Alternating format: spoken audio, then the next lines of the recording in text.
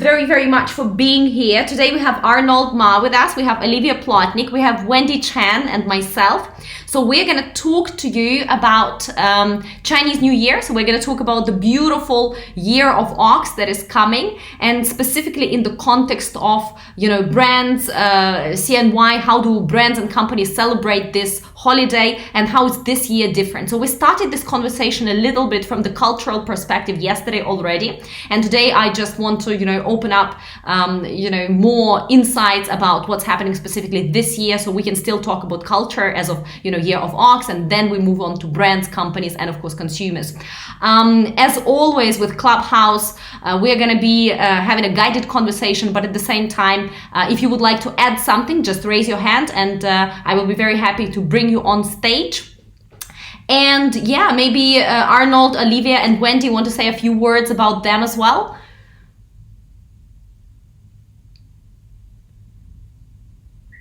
Oh yeah, hello. sorry, Arnold. Go ahead, Wendy. Go ahead. Yeah, sure. Hello everyone, I'm Wendy. I'm from Alex's team, and today I'm here to, as a native speaker, as a Chinese, I'm going to talk some traditions in the Chinese Lunar New Year, how we celebrate in the mainland China, and at the same time, there are also some very interesting cases, how the brands are doing the promotion this year, which is different from the several years ago, and also it is totally different because of 2020 and 2021. It is very different period for us. Yes.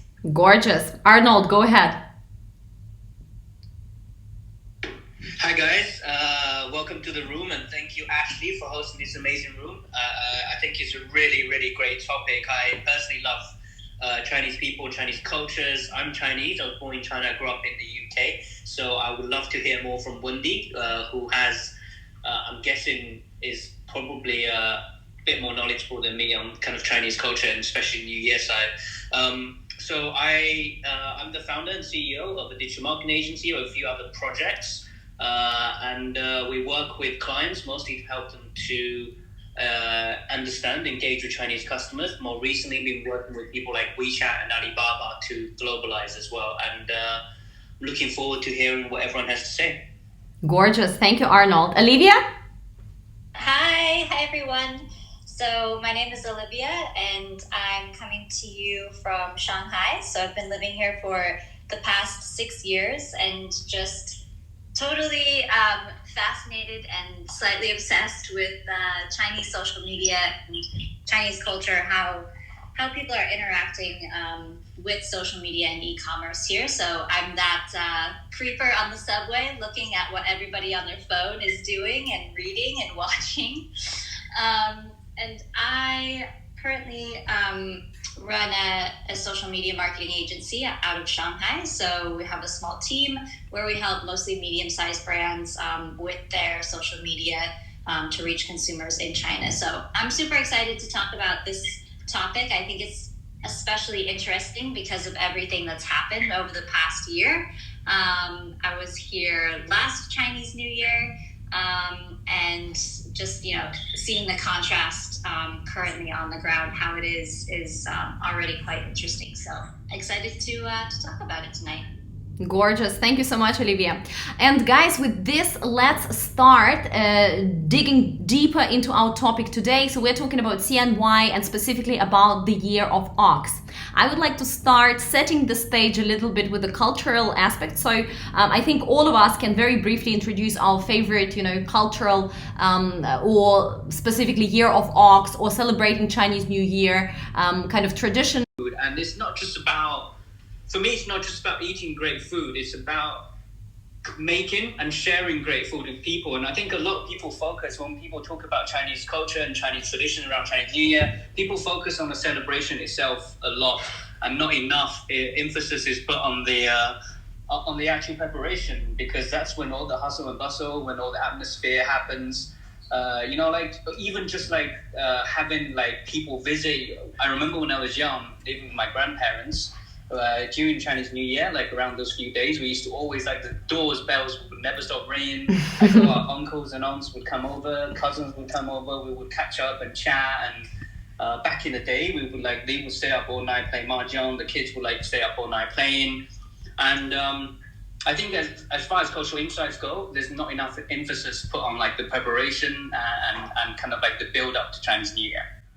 Beautiful. So what was your family eating? Was it were these the nian gao, were these the jiaozi, the dumplings, or tangyuan? Like what did you traditionally eat?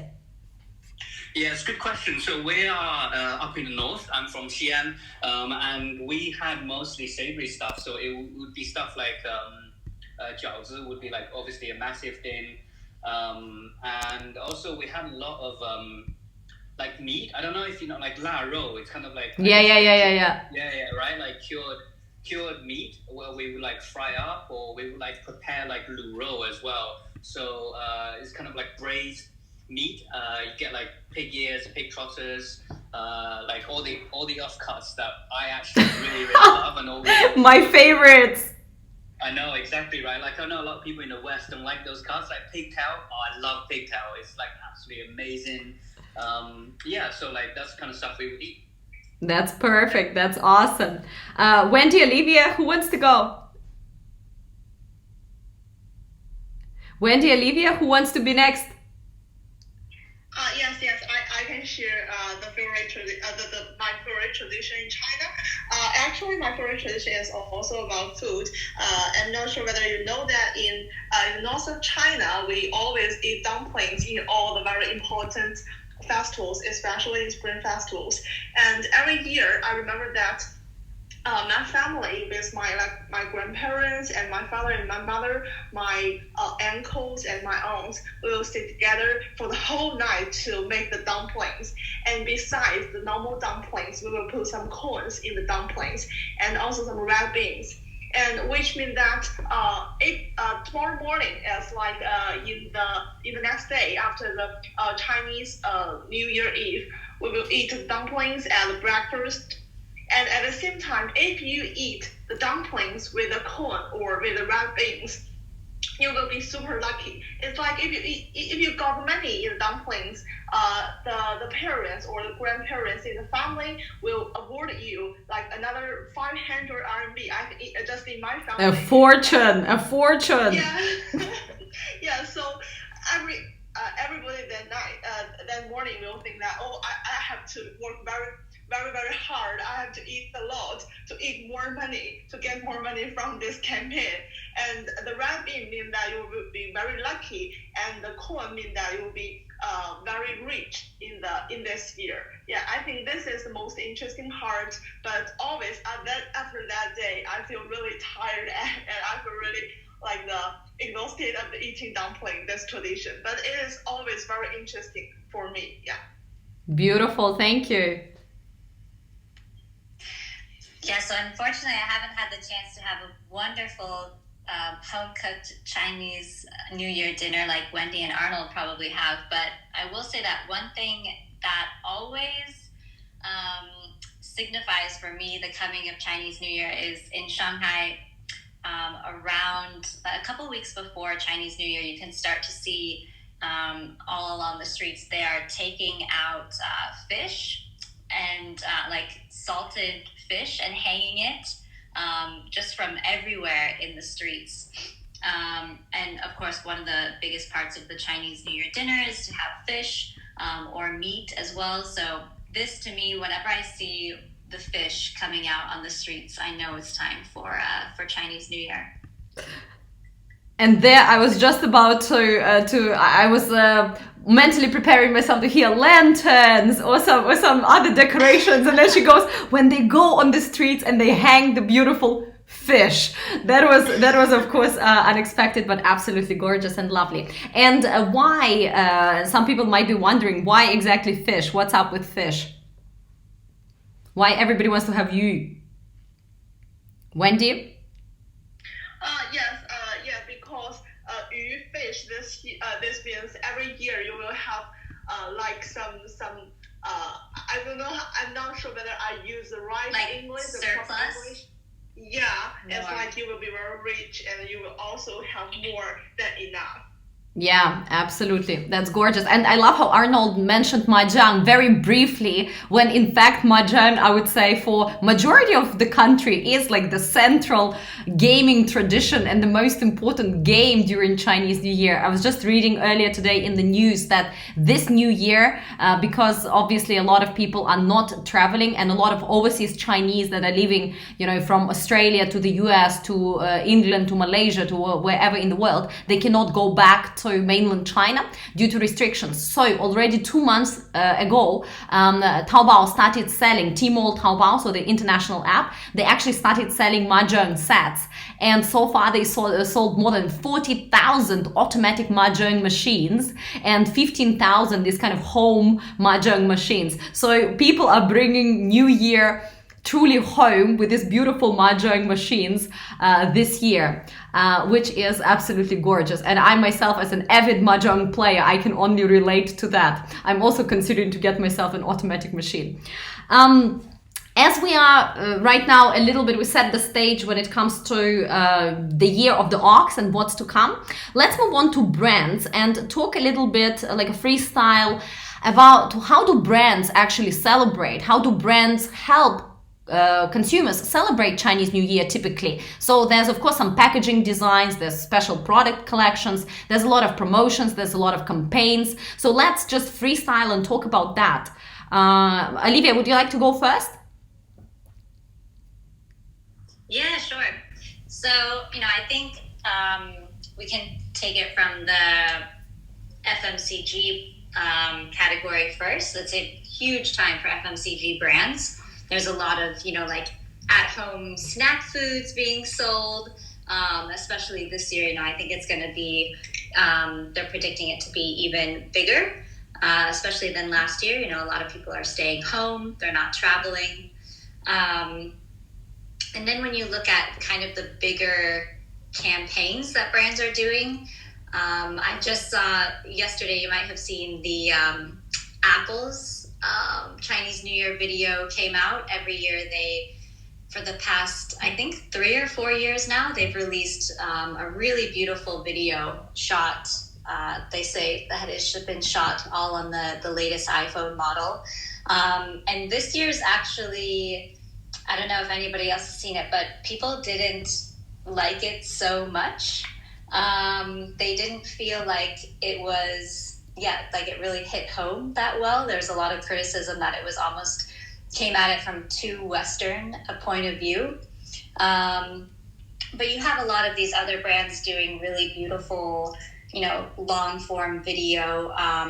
Alipay had a really good one this year with grandfather and grandson, and the grandson is out in space. And the grandfather, of course, is celebrating Chinese New Year in his hometown, just kind of representative of all those who cannot return home. So it's really a time, I think, when brands come out with they can come out with really amazing content that's seems a lot more emotional and a lot more, connecting to consumers than during times like Singles Day or a lot of these other big shopping festivals when it's really just about, promotions and the deals. During Chinese New Year, they really, I think a lot of them come up with very thoughtful campaigns. So it's very interesting to see. And especially this year, the themes that are kind of coming out of a lot of these videos about, staying home or not being able to, be reunited with your family. So I think it's quite an interesting time for a lot of brands to play around with this idea of not being home, but being in place. Kind of the idea that home has been replaced by in place, like where you are now. Beautiful, beautiful. Anybody else? Wendy, Arnold? Yes, I can go next. I want to just ask, Olivia has just shared about the people cannot go back home to have their gathering to spend the Spring Festival with their families. I also know that a lot of brands are doing this kind of things. still for the FMCG industry for the new retail. For this year, I think this is really special because this trend doesn't appear before. It is like just in this year because the young generations are struggling in the first-tier cities like Beijing and Shanghai. They cannot go back home. So it's not like they cannot go back, but it really takes a lot of effort for them to they have to get the COVID testing, and they have to to do the quarantine in their own homes. So this is really hard for them to get back to their hometown. So some like the retail giants like Freshippo and Fresh from JD.com, they started to promote the Chinese New Year Eve dinner with very small packages for one or just 1 to 2 people. This kind of they offer the ingredients. Besides some dishes or some food delivery, which is completed, but at the same time, the new retail platform also offers them other options to choose the ingredients. The ingredients has been already have some adjustment. It's not like totally raw, but it is very easy for people to cook. You just put some oil and then you fry it so you can have it on the table. So this is very convenient, especially for the young people who mostly do not know cooking very, very well in the first-tier cities. So I think this is very interesting for the new trend in this year. And second, I also want to share one case. I just know today. It is from a Chinese domestic brand. It's called 3月兔. 3月兔make the makeup tools. So this brand always have the beauty blenders and also to have the blushes. And this year it wants to celebrate the New Year's festival. And as we all know that Chinese New Year always have this promotion, always have this kind of elements of the gold, of the red, and also very the fish and the luck. So all this kind of elements. So in this way, it has promoted a new product series as the powder proof, and the powder proof is in the mahjong image. So it has several different limited editions, and it uses the mahjong regulations, and also has mahjong's different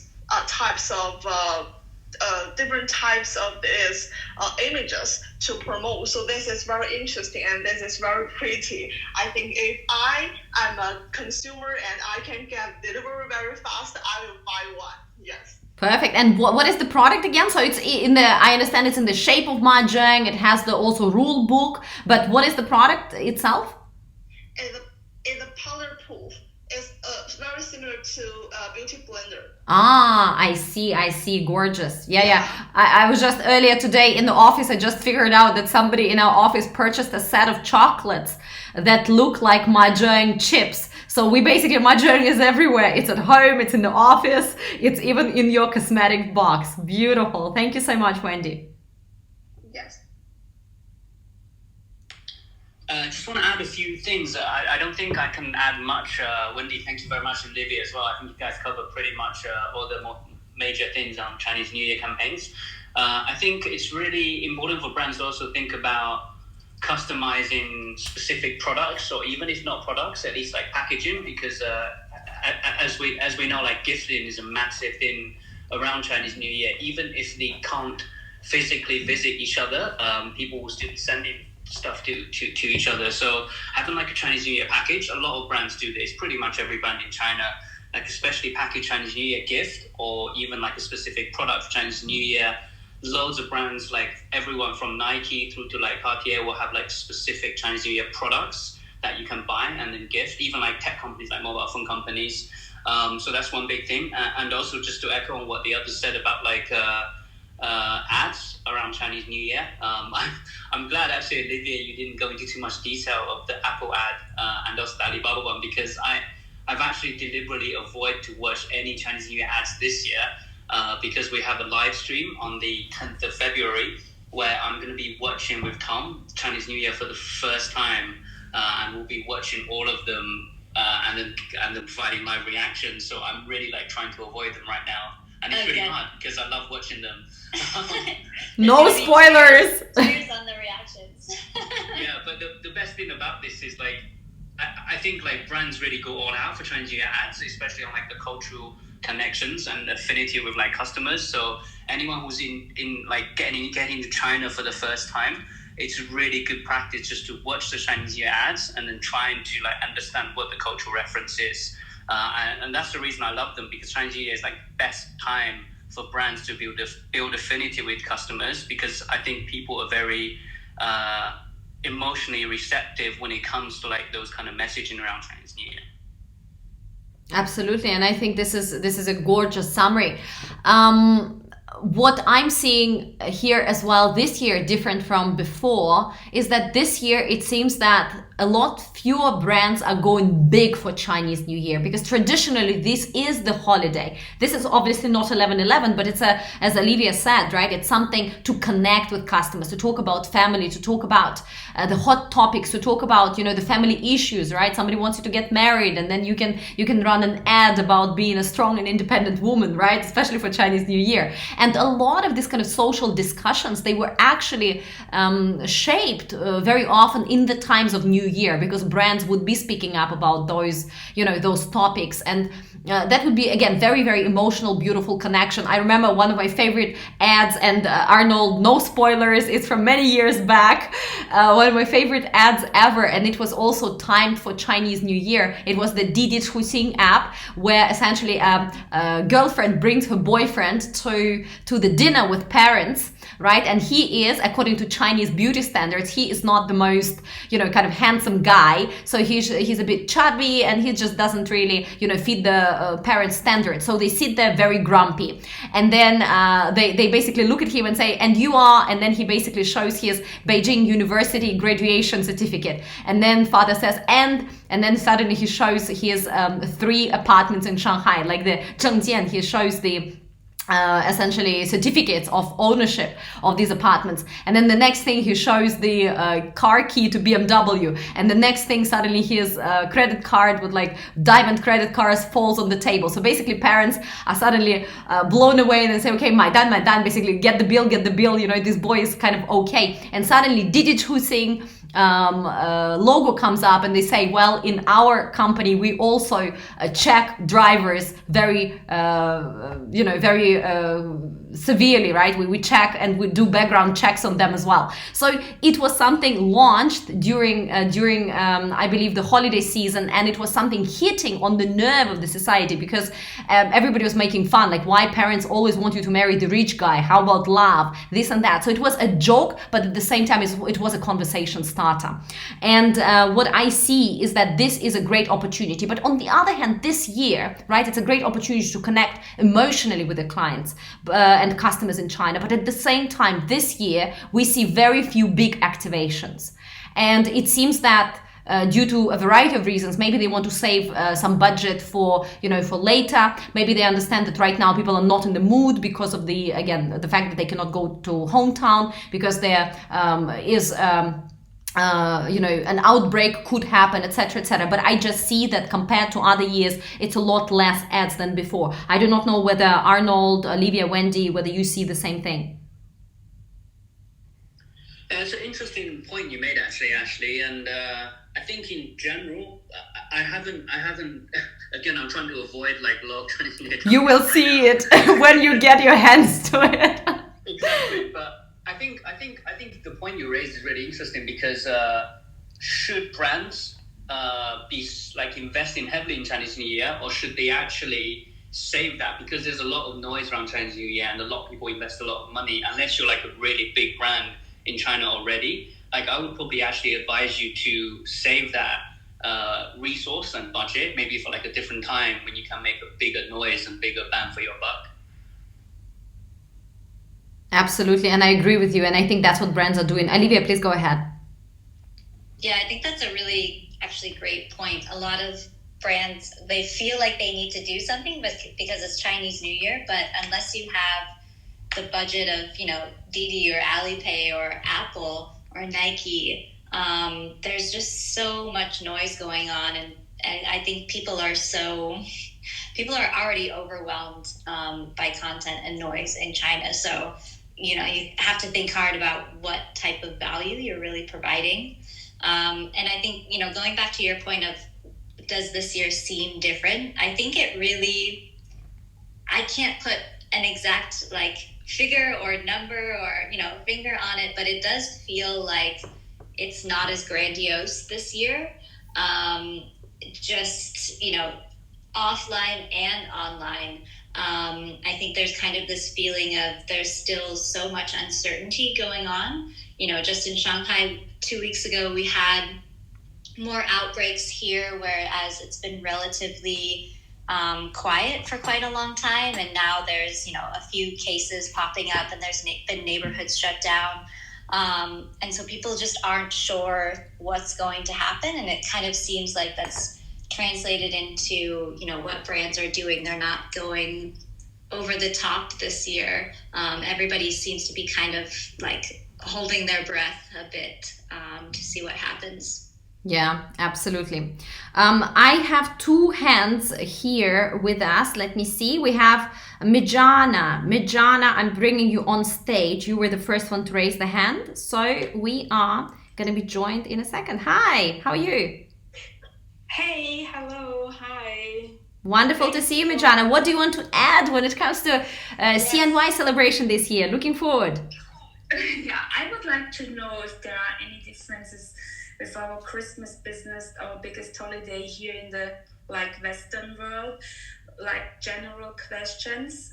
When do brands start Chinese New Year advertising, for example, for special product launches, and are the products also available in the pre-New Year period or only from the New Year on? And are the stores closed on the New Year? That's what I would like to know. If you... Perfect. So who wants to take that up? I think it's normally, in terms of special products, I think it's normally about a month or two before Chinese New Year. That's all we've seen. And ads are normally released, I believe it's a couple of weeks just before Chinese New Year. It all happens before, of course. Okay, thank you. Yeah. And are the stores closed on the New Year? Yeah, so let me comment on that. So in terms of advertising, as Arnold mentioned, so a lot of advertising is launched maybe 3 weeks before Chinese New Year, right? But of course the planning for brands, right? So how early shall a brand plan for Chinese New Year? That happens, and I wouldn't afraid to say 5 months before. If you're planning a big campaign, right, that is activating between let's say several social media platforms, then you need to plan it, or you're doing promotion with the platform together. So you're launching something together with, let's say, Tmall, or together with Baidu, or together with Douyin. Then you need to plan in advance, and that's usually 5 to 4 months ahead, because half a year in advance, usually this kind of exclusive collaborations with platforms are already sold out for the new year, and then it's basically planning period, right? So that's one thing to know. And in terms of stores, I would be very surprised if anything is closed, but to my knowledge, nothing is closed. It is one of the big shopping festivals online and offline in China. And in fact, China is right now undergoing a huge nighttime economy and revolution. There are cities from Beijing to Changsha to many others where they are in fact building 24-hour economy. So far, the stage 1 is 2 a.m. So a lot of services, including some government offices, for example, or metro stations, or public transport, and even food streets or shopping streets, they work until 2 a.m. in the morning. So for Chinese New Year, in terms of big department stores, of course, they are open. When we're talking about individual owners, for example, in a small town, right, somebody who has a tiny shop, then yes, people can go to their hometown and then abandon their trade for for a week or so. But I think we had this conversation just a couple of days earlier with a friend who has been to the factories, and this year, because government regulation is, if you are in, let's say, Suzhou, and you're working in a factory, for instance, right, they advise you not to go to your hometown for Chinese New Year celebration. So they get 1 week break, but essentially the whole factories that used to be closed for the whole month during normal Chinese New Year, and that would impact the economy of the whole region and the whole country. So right now this is shortened because it's a very special year, because the workers are not going back home. So even factories are not closed for such a prolonged period of time compared to before. So these are a few of my thoughts, and Wendy, Olivia, or Arnold, if you have anything to add, please do. Yes, I would like to add a little bit. Just as Arnold and Ashley has mentioned for the preheat and advertising period, I want to mention that normally it is like the promotion and advertising is several weeks before, and this year it has a different a different phenomenon. It is because Alibaba has in 2015 it has raised online shopping festivals. So besides the offline advertising and the brands to the advertising, the platforms, e-commerce platforms also started to do the big promotions. And I think just starting from this year, it has to be a really big shopping festival, just like Double 11 in China. And in this year, I know that Alibaba has very similar. It's not only like the shopping festival. It's not only 1 day. It's like a shopping festival month, I think. So the preheat have 2 periods. The first period is started in the January 7th and to the January 16th. And the second period of the preheat starts from the January 17th to January the 19th. And the outbreaks, it is during the January 20th to January 25th. So this is the online e-commerce shopping festival for the new year. It has it does not like to overlap the exactly Chinese Lunar New Year, because Chinese Lunar New Year is around February 12th, I think, this year. So it is different, but for the online e-commerce, it has a different level. I just want to add 1 point here. Yes. Beautiful. Thank you so much, Wendy. Mijana, is there anything else that you would like to know? No, thank you. Great. Thank you very much for the insights. It helped me really a lot to understand the festivities and what's going on in China. And thanks for starting this room. Thank you so much for joining us. Thank you very much, Ashley. Thank you. And I'm welcoming another person. I'm welcoming Sajal now here with us. Hi, how are you? Hi, Ashley. Doing very well, thank you, and thank you for hosting this room. I think it's a wonderful conversation, and hi Arnold. We met yesterday in the other room. Hi Sajal, nice to see you again. Pleasure is all mine. It's a wonderful conversation that's happening, and I wanted to ask a question. And so the context is that I've worked with the Ministry of Tourism in India, and we were trying to see how we could somehow attract more Chinese tourists to India. And we figured that Chinese tourists make about 140 million trips outside of China every year, out of which 80 million are outside of the greater region, China region.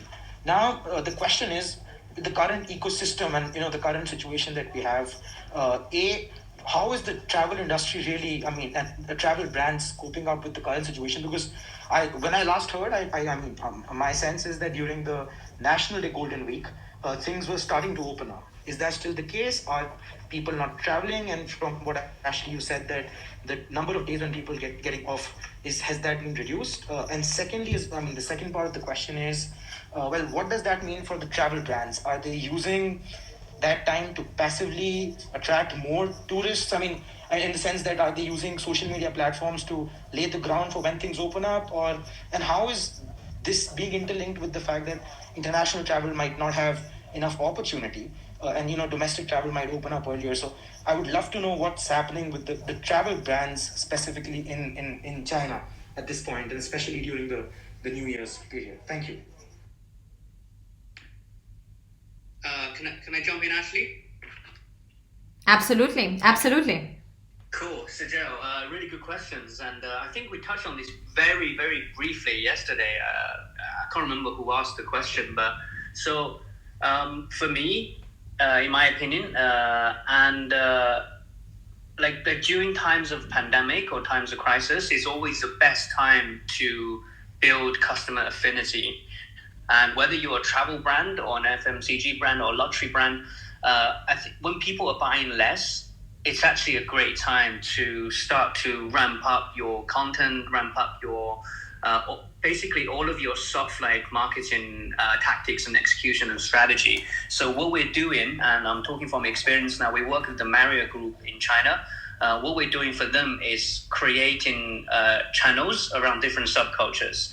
And it's almost like we almost don't do any brand and campaign promotions at all. Right now, it's just about building different media assets in different subcultures. Again, I talked about it briefly yesterday. In subcultures like gaming, food, and also dance, hip hop, and fashion. We're focusing more on kind of like higher level messages to get people into these communities, and then once travel starts to happen again globally, we'll then start to do promotional campaigns and messages. And I think also in terms of international travel, just look back to your question as well. I think Chinese people are I know international travel is down massively, but domestic travel, especially you mentioned Golden Week earlier, was actually pretty good during Golden Week. And I think if you are working with, I guess if you guys are trying to get more Chinese people to have the desire to go to India or like travel to India for holidays and vacations and stuff, I think maybe right now, if you guys want to start to do something, is to try to build some media assets around Indian culture, around like the different places people can go and all the different things you can do. So essentially very soft marketing. And again, like I'm always very bullish about Douyin and Xiaohongshu, but those two platforms are perfect if you guys want to start building like a community and soft like branding and awareness building exercises. Like I'm sure there will be loads of creators you can work with in India that can help you guys to build content, but I wouldn't post content on their channels. Get them to build content for your media assets and start building your own community. Those are just my thoughts on the travel and awareness stuff. There was I just saw a couple weeks ago a campaign from Tourism Australia. So they did like a UGC campaign to get people to share their favorite travel memories of Australia. And I think, maybe that's not, in my opinion, would be the best way to go about it. I think Arnold, when he shared that they're working with brands to share more like top level messaging, that in my mind is a little bit more effective than getting people to, talk about their favorite memories or think about travel when you really can't go anywhere. But it, again, is the right time to still be engaging your audience and building up, affinity for your brand, for sure. Absolutely. And I would probably add a couple of things. So to your first question, what's happening right now when it comes to travel? Yes, domestic tourism is definitely taking over China, and this year 2021 is going to be the year of domestic tourism. Maybe towards 2022 some international travel will restart, but it's already, we are running a lot of surveys, and we are running a lot of research and running through a lot of research papers as well. Most likely when traveling starts is going to be somewhere nearby China. So Southeast Asia is the first destination, and it will be extremely important for international destinations to set up a standard for to keep travelers safe and essentially feel safe. So for example, Thailand is doing a phenomenal job. They say, okay, you arrive in the airport, we're gonna have a special bubble, a special bus, then you go to place A, to the island, then you stay there XYZ, then you can go out and blah blah blah. So basically they make sure that it is sometimes very digital, right? Sometimes it has robots, sometimes it has nurses, sometimes you need to go to the hospital, whatever else. So basically everything is very, very clear, and everything is basically the traveler feels safe. So they started building those systems. So when it restarts international traveling, they are ready and they're able to accept volumes of Chinese travelers, from second, third, and fourth tier cities, because this is their main target group. When it comes to other things that people are looking for, I think for India, and this is my subjective opinion, I think Wendy can talk about it a bit more, but I believe that your main target audience shall be Gen Zs rather than older generation or family tourism. So Gen Zs, the ones that are adventurous, that love discovering culture, that love food, that love basically exploring the world, and very often exploring the world on their own terms, in their own time, and sometimes it's a set of friends, 4 people going together, or a bigger group or a smaller group, just 2 girls or 2 gentlemen. So this is who you are essentially targeting. And as Arnold mentioned, the great platforms are Red, the great platforms are Douyin, and you need to be doing and working through a lot of videos because right now videos, both short videos and long videos, are extremely popular, and you need to grasp this opportunity right now, especially for your demographics, which are Gen Zs. This is the time, this is the year where everybody is putting together a wish list. So you want to be on that wish list. You cannot just tell them, oh, go to India. It's go to India where? Exactly this part of India. What am I going to see there? What am I going to experience there? So you need to make sure that you're making, and Red has so many of those wish lists for Southeast Asia, for, get together, for, college graduation trip, etc., etc. So you want to get on these wish lists, and you want to get some discussion and traction, and you need to activate your audience group. I absolutely agree that this is a great time to do that. And in fact, what you can do is learn from domestic destinations. Domestic destinations in China are attracting tourists right now, just like foreign destinations are. For instance, I'll give you an example. Yes, domestic tourism, obviously during Golden Week and before that, they had certain spikes. But right now, obviously, people are discouraged from traveling due to small outbreaks here and there. So this is the time where everybody from Chongqing municipality to Chengdu to Tibet to Changsha, everybody is building their own brand, building their specialty, city specialty. For example, for Chongqing, right now they're promoting themselves. It is in central China. It's a mountain city. It's gorgeous, night views. So they are promoting themselves as the KOL city of China. So this is the city advertised with the biggest number of essentially KOL picture spots. So you go there and you climb the mountain, you go into onto a cruise, etc., etc., etc. So you go there and you are guaranteed to leave with a lot of video and audio and picture content that you're going to be sharing with all your friends and make them all jealous. So that's how they are promoting, and they're putting in a lot of money into this. Then there is, for example, Changsha. Changsha is promoting itself as the night city. So they're talking about night entertainment, night food, night shopping, night blah blah blah views, etc., etc. And this is what you need to be doing. Break down India into those interest spots and start building your check-in locations. And of course, this is going to take time, but you minimum have 1 year to do that. And the moment borders open, you will be on the wish list. And of course, you will have then just when the borders open and when we understand the mechanism, the way that we need to to essentially travel internationally from now on, you can be ready and start selling packages, package tours, or some sort of offers for specific destinations. But meanwhile, definitely build that database and build that anticipation.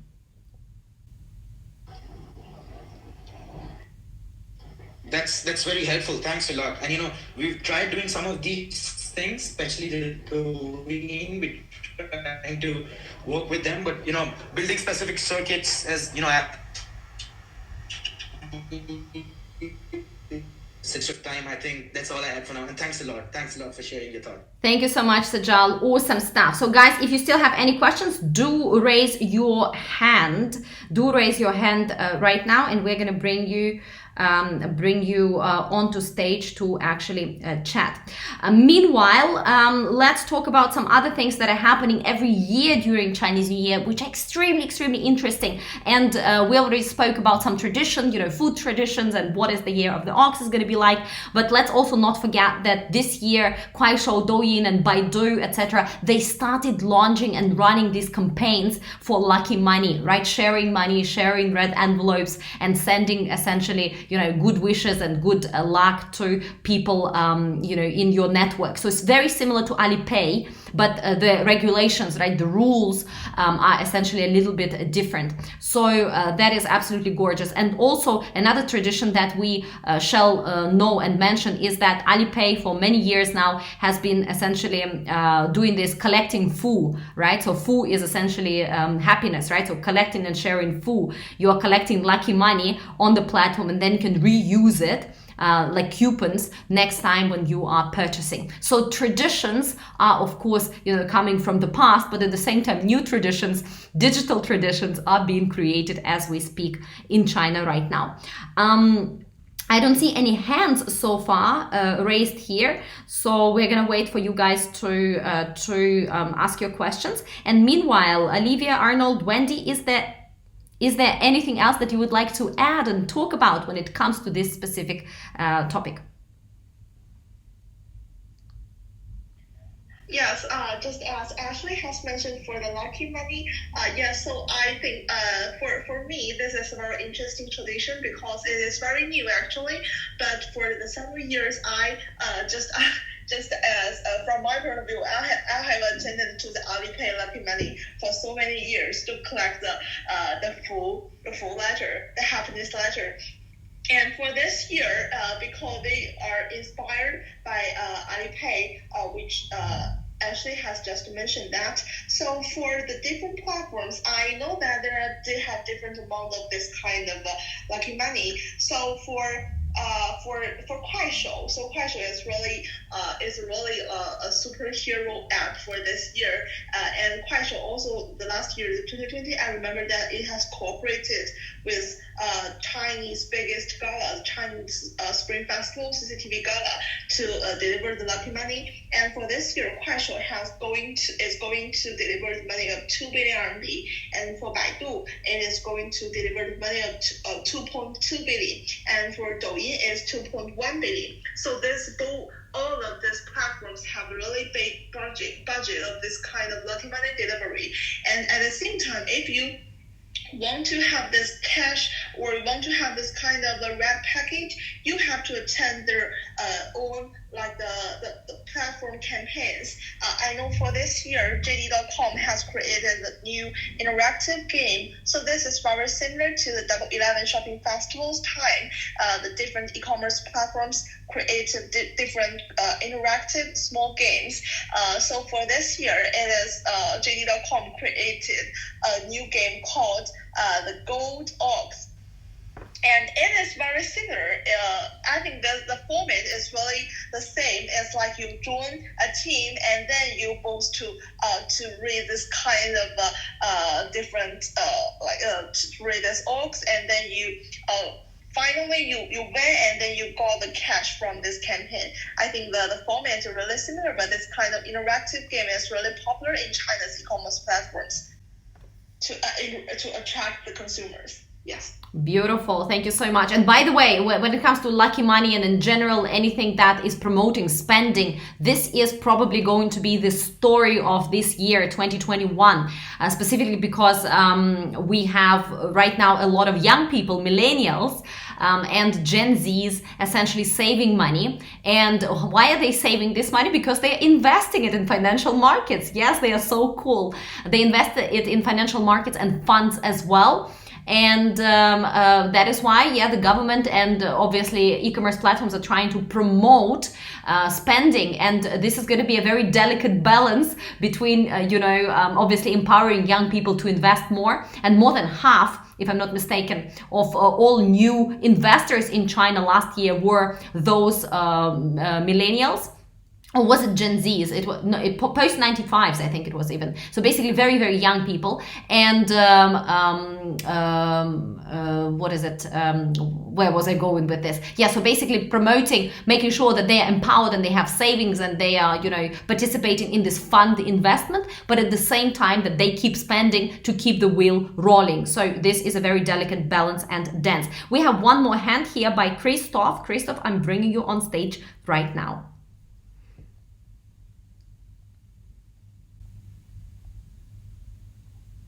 Thank you very much for all your insights. I have a question with regards to bundling, and bundling is always an interesting concept. I know, for example, from Europe, when you have, or Western generally, when you have, for example, Valentine's Day, when you sell flowers, you would bundle it with chocolate, or you would find an item that sells particularly well during a specific period, and then you try to kind of bundle it with other ones. So my question to you is, what would be good items to bundle stuff with for Chinese New Year in general, but maybe also for Chinese New Year this year in particular, just so I get an idea? Thank you. Thank you, Christoph. And what product are you selling? So at the moment, it's not specifically for a product that I had in mind. I was just curious. But let's assume we are selling some, electronics. Let's say headphones.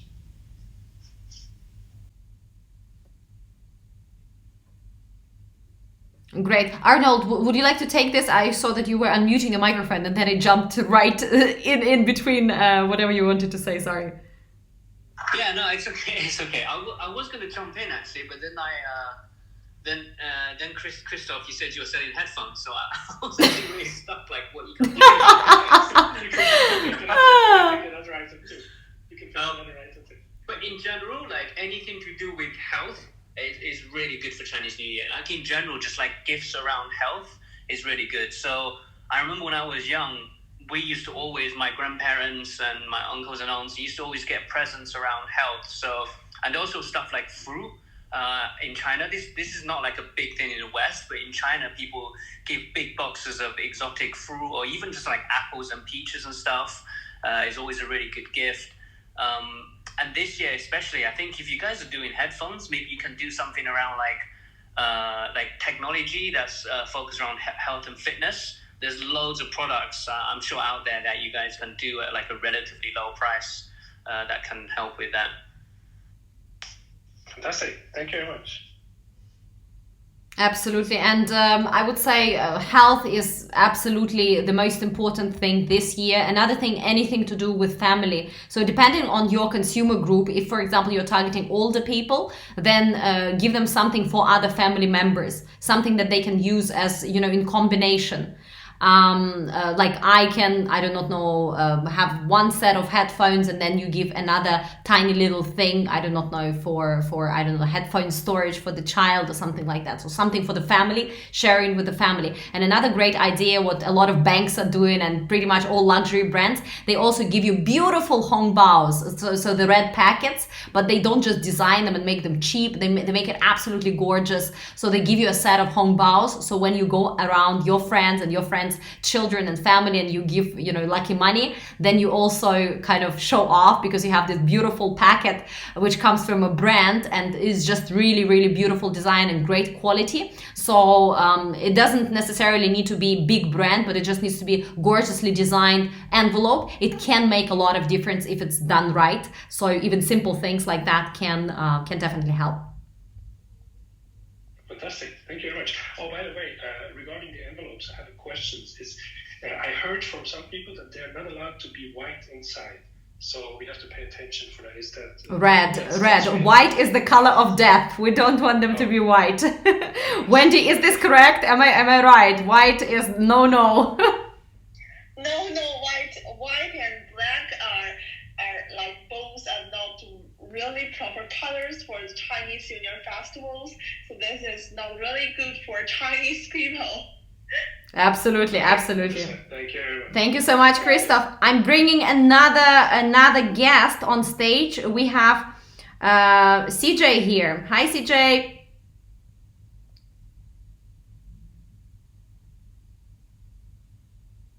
Yeah. It's taken a while. It's taken a while. It's loading. I can see here that it is indeed loading. I wonder. Yeah, it's taken quite a bit. I think CJ is in Shanghai, so maybe it's like the connection's bad. Oh, I see. Yeah, because I can see him loading and the hand is still hanging there, but unfortunately. Yeah, CJ, I was just trying to bring you on stage, but somehow it didn't work. You can raise another hand and I can promote you to speaker here. I'm inviting you to speak again. Yeah. Meanwhile, guys, if you have any other questions, raise your hand and we still have time for one question before we wrap up today. It was an incredible discussion. And yeah, it seems something's wrong with CJ's connection. Yeah. Meanwhile, okay, while we're waiting for him to see whether he can or cannot join us, Olivia, Arnold, Wendy, are there any last kind of words to wrap up today's discussion? Any words of advice that you would have for brands and people working in China this year for CNY and of course for the whole year ahead, 2021? Yeah, I know that obviously Chinese New Year 2021 hasn't even technically happened yet, but I'm kind of already thinking about how this year is going to shape next year. You know, hopefully next year will be the year that we can all, you know, from any country, we can all travel home. And what this year, what's happening now, how is that going to affect your campaigns next year? This has been such a momentous, year. Almost, it's probably going to be a year and a half at that point. So, thinking about what are the big messages this year, the fact that, a lot of people, this is the first time in their life, a lot of my friends, a lot of my Chinese friends, this is the first time their entire life that they will never, that they won't go home for Chinese New Year. So I think that's going to have a huge impact on the following years. And I would just kind of leave on that note.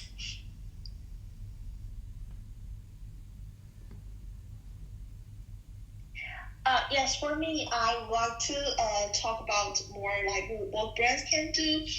So for this year, I know that WeChat has promoted a new function. It's called the cover of the red envelope.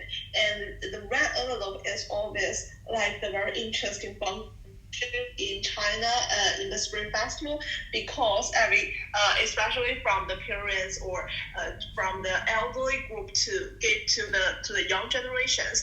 And before that, we will have the physical, the offline red envelopes, but for recent years, we only have this kind of digitalization, the online red envelopes. So for this year's WeChat has promoted a new function for the brands to do the promotion.